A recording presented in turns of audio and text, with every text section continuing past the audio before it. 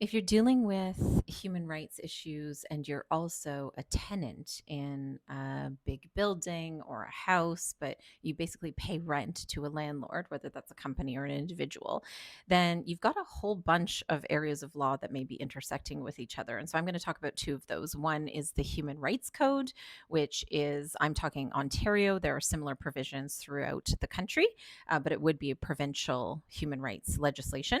And that protects you from discrimination, which means wrongful treatment, bad treatment that has a negative effect on you because of who you are as an individual. So you're being treated badly because of who you are, not because somebody is just mean and nasty, but because they're particularly targeting you.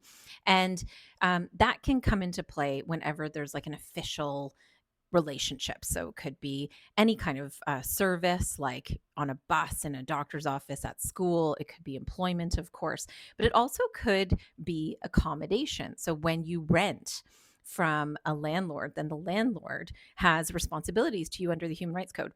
It could, of course, also play into the Landlord and Tenant Act. And I don't know much about that. That is not my area of law. A lot of legal clinics will support people when they have landlord and tenant board issues, but that is a whole other separate area. But the two can work together and also be at play at the same time.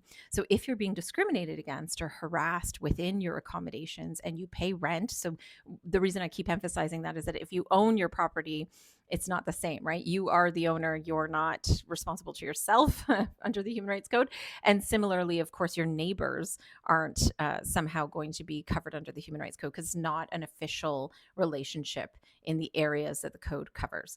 But if you have a landlord, then your landlord has responsibilities to investigate when things go wrong and to support you and make sure that you are safe and free from discrimination.